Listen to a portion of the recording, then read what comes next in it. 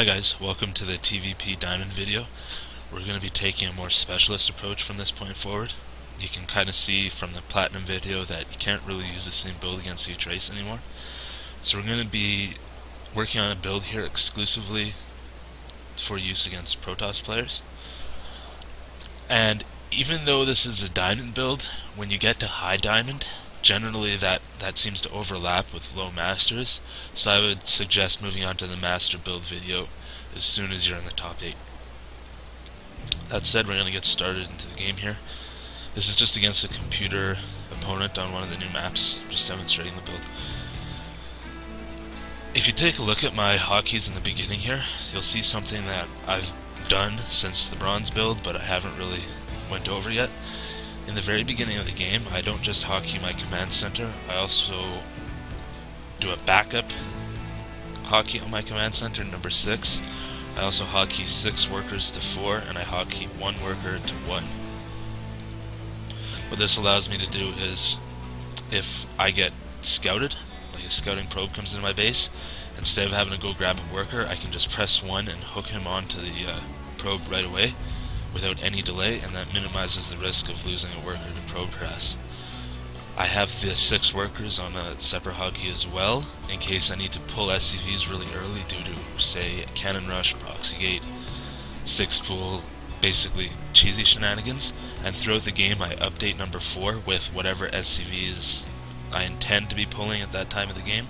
So after we pass the timing that a 6 pool or proxy gate would arrive, I might hotkey a different amount of workers to respond to different threats that could be occurring at that time. For example, I'll have a bunker ready, and I know a 4-gate timing is approaching, so I'll have 6, 7 SCVs on 4, so I can immediately respond to that bunker immediately, even if I'm not looking at my base. Because if I'm out doing some kind of harassment or something like that, I'll be able to pull those workers without missing a step up here. And as you can see, the build opener is standard compared to what you're used to from my previous videos. You got your 10 depot, 12 racks, 13 gas, totally standard. And of course the computer opponent won't scout us, but in case he does, you're going to have that worker on the hotkey, and you're going to hook him on right away, and you're going to block him in with the depot. And your orbital command will be done on 17 as soon as the worker is done. In this build I produce 3 marines out of the barracks before I do anything else. I did notice that was a mistake a lot of people have been making when following my builds, at least from what I've been able to see of people trying.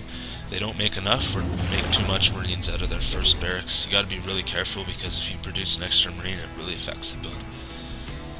A factory goes down with the worker that has completed the 2nd supply depot. And the very first worker that you build out of the orbital command should be rallied to the gate here, and he's going to build a bunker underneath the barracks as soon as the 3rd marine is done. I also grab my 2nd geyser when the factory is about halfway done. So it's similar to the Platinum build. I was trying to get you guys ready for this. You can see my workers will be mining there soon after. And I build the bunker at the ramp. This is to prevent any damage from the Stalker Zealot pokes. Same reason as we built the bunker in the last build. And in this example, I am building a Hellion right away. I'm starting the starport right after the Hellion, and I'm building a reactor after the starport. It's a 1-1-1 type of opening. As you can see though, it's going to be a little bit different than the standard 1-1-1. It's going to be a little tricky. It's going to catch a lot of Protoss off guard. The hardest part with this build, though, is supply blocks. As you can see, I kind of did that to myself. I tried dumbing down one of my master builds for use in Diamond, just to get you guys used to it, and it's my first time executing it, so I do get supply blocked for a few seconds here and there. It's the biggest problem, so try and keep your eye on that.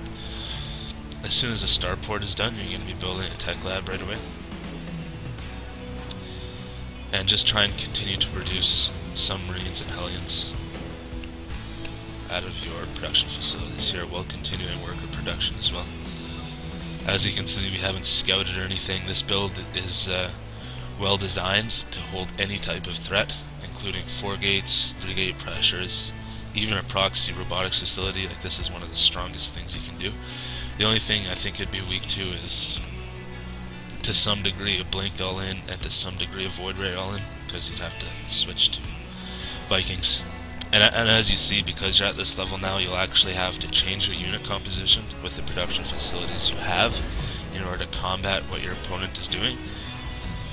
Like if you happen to see a Stargate or Stargate units, because we're not scouting, you're going to have to switch to Viking production. Anyways, we're going to be building a Raven out of the starport as soon as the tech lab is finished. You can see him floating over there, and we're just maintaining worker and Hellion production. As you can see, I was getting supply blocked, and I did miss telling you guys about our second starport. We're actually building a second starport, and this one is in construction about the time that the tech lab is almost done on the first one. And I forgot to mention that, and it's also very important that you hide it and you don't put it with your regular production facilities. I highly recommend you put it behind the minerals. So your second starport is started before your tech lab is done, your first one. And you're just continuing unit production. We're going to switch to Banshees after the Raven is out. And constant Marine and Hellion production. As you can see, he's doing a little work here. It's just a computer, so it's really not much. Don't need to worry about it. It's handled really well. No micro required. Always remember your mules. They gotta be done on time. This one was late. 10 energy. You want to try and get it under 5 for maximum effect.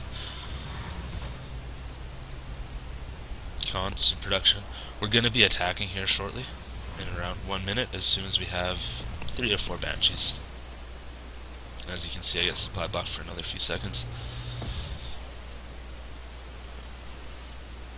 That's the hardest part about complex one-base builds like this. You just gotta get your supply depots up right in time. If you go too far ahead, then you won't have the money to build all the units you need. And if you fall too far behind, you won't be able to build them to begin with. So as soon as we have 3 to 4 Banshees here, we're going to start moving out. I'm actually going to pull quite a few workers. That said, don't stop making them in your main here. I believe, yes, 14. I wouldn't pull any more than 16. 16 is the maximum. You need enough back at home to constantly produce at your production facilities, starting with Banshees, and then Marines and Hellions, as you have the cash. Banshees have to be produced constantly. You're also going to have to keep watching your supplies. As you can see, I'm getting blocked here shortly again. Now, when we approach our opponent's base, you're going to want to move across the map slowly. You don't want your units to get all too spread out so you can get cut off. And the goal here, now, quite often, when he scouts your gas, he's going to throw down a Nexus and he's going to have a bunch of shit up here. Your Banshees should ideally poke ahead a little bit, see if they can snipe a sentry without getting killed. Just remember, you can always retreat them back. All your workers should be set to auto repair. And as soon as you're in the game-changing engagement, you want to be throwing down the point defense drone with the Raven, and that is the D hotkey. It's kind of like the stim out of the gold video. You only want to use that when you're in the game-changing kind of engagement. If your opponent has a Nexus here, you can definitely blow that over the Nexus, because once the Nexus is dead, he won't have enough income to outproduce you, because you have mules. Protoss 1 base is not competitive with you, so you can even just sit outside his base and build up a bunch of Banshees and eventually fly in and destroy him. The key here is when you're popping up the ramp, it's okay if he force fields you. As long as you get some units in with your Banshees, you should be okay to start killing his shit. This is usually where you drop the point defense drone, because he's going to make his stand right at the ramp here. So you drop that, protect the Banshees, and the Banshees will start gunning down all their anti-air. Hopefully, your Protoss opponent will have seen all these signs down here. He saw the bunker, maybe he saw the reactor, maybe he flew an observer and saw all this, and he'll be responding to a 1-1-1 by building Immortals. If that's the case, you should be able to take the game very easily, because it's a Banshee-based attack, not a tank-based attack, and this unit composition usually shreds that type of defensive composition your Protoss opponent might use against you. The meat of this attack is the Banshees. You always want to be trying to use your pull micro to yank these suckers back if they get injured. That's why we're bringing the SCVs, so they can repair the Banshees. They are the core of this build, and they need to survive. Your point defense drone here is the second most important part. It's what's going to allow you the edge on your opponent and start gunning down his stalkers. Do not waste it. That said, I'm going to be doing the other build videos before I get into ladder, so it's not a big waste of time. I'll see you in the next few videos. Thanks for watching again, guys.